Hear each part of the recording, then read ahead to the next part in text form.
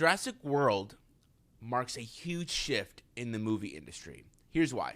There is absolutely nothing original about the Jurassic World franchise that recently just concluded with Jurassic World Dominion. Now, this is not a movie review. I'm simply exploring the impact that this movie and its franchise had on the industry, and frankly, it makes me very sad. First and foremost, I actually really did enjoy watching Jurassic World Dominion. It really capitalized on the successful elements of movies before its time. I saw a lot of strong influences from previous Steven Spielberg movies, like the original Jurassic Park and Indiana Jones. But I also got a lot of massive vibes from like spy movies and like James Bond. I think halfway through the movie, as I was stuffing my face with popcorn and Junior Mints, I kind of thought to myself, I kind of feel like I'm watching Indiana Jones and James Bond in one movie that had dinosaurs. Again, I enjoy the movie, but I think its biggest strength and weakness is that it made me want to go home and watch the original, which is Jurassic Park. The whole second half of the movie literally tries to recreate a lot of scenes and themes from the original movie. And I love that. I love that nostalgia. It kind of played off of that. I was like, oh yeah, that's the car scene that gets flipped over. They're kind of recreating it in their own way. Though a lot of people probably loved that, which including me in that moment, I really liked that influence and some of those methods. But it reminds you that this movie isn't very original and it probably wouldn't stand on its own two legs. Would I remember this movie in 10 years? No, I wouldn't. Would I remember the original Jurassic Park? Absolutely. Big original movie experiences are like no other. And those are what are in danger in these coming years. It's no secret, money is behind almost all the big decisions in the movie industry. Because these big production companies, they want to make money. Just like you and me, we need to make money, and the more profitable you are, the more successful you are. We can't blame them for that. Disney wants to make money off of Star Wars and Marvel, and Universal wants to make money off of, Minions. So taking risks can really make them lose millions of dollars on one failed movie project. So the stakes they're really high. But with the rise of streaming and the recent COVID lockdown, the culture of going to theaters has ultimately changed. According to reports from Washington, D.C.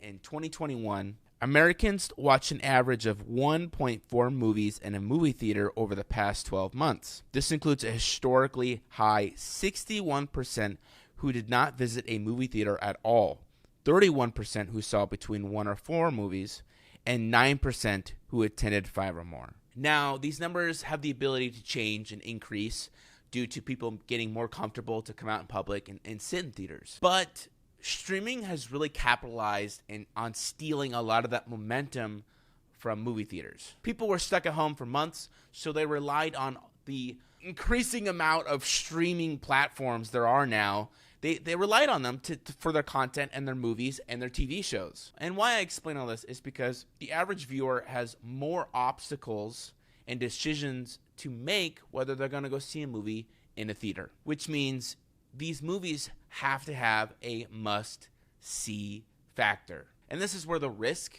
element comes into play, and these movies cannot have flops because they'll miss out on a big chunk of money that is already few and far between.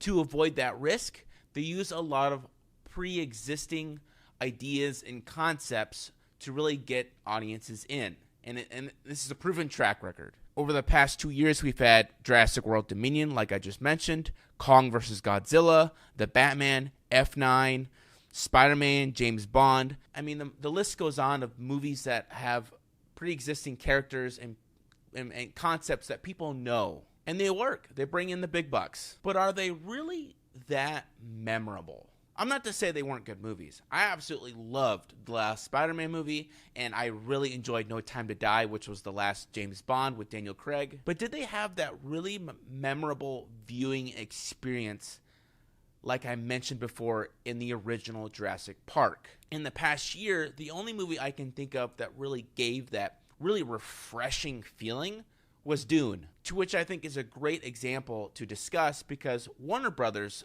the studio, they contained great source material, an award-winning director, and a stacked cast all in for this movie.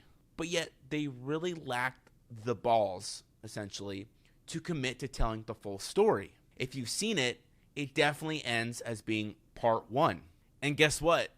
They haven't even started making the second. As of right now, I think they're scheduled too soon. So whenever you're watching this video, don't come attack me. They probably have started. They delayed making the sequel because they wanted to see how successful the first one was. Thankfully, it did well. And so now the sequel is in the works, but we won't see it until, right now it's slotted for 2023. I wouldn't be surprised if it got pushed back to 2024. And it's going to lose a lot of the momentum that the first one gained. And I don't blame them for this decision. It cost them $165 million to make this. If it was a flop, all that money for competitive space in the theaters is gone.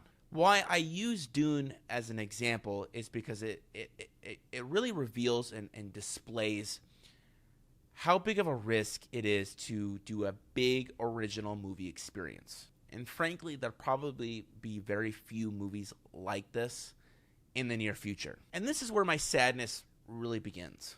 I love new and original films on all levels, from low budget to the highest level. The feeling of watching something completely new and being immersed in new worlds and knowing new characters, I love that. But for the time being, on the very high level, big budget films, we're probably not going to see that. But there are pros and cons to this new world. Streaming has opened a whole new avenue for original, refreshing content to make it to screens, and exploring new content through not just movies, but TV shows, series. I mean, we have Netflix, HBO, Paramount, Peacock, all these different streaming platforms really pushing out new original content. So it's not all dark and gloomy. But of course, the budgets for these are not as grand as these big blockbuster movies that we're seeing in theaters. So a very refreshing, new, polished experience at the very highest level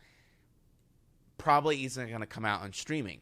All that I ask is that we support these big new experiences when they do come out. Hopefully they aren't bad, but that it helps their existence to continue, and that we increase the probability that these big production companies will take those risks, will jump into these unknowns to make some amazing things.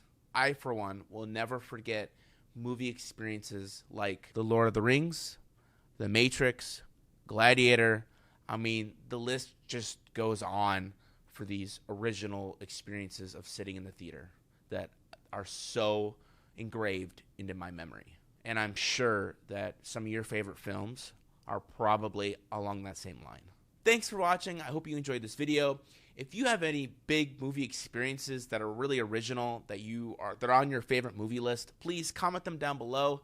And if you have, you want to include more information about this, please throw it down in the comments. I want to read about it. Get subscribed and hit that notification bell, because I will be exploring even more topics about, what's all going on in the TV and movie industry that is, ever changing. Thank you, and I hope to see you soon.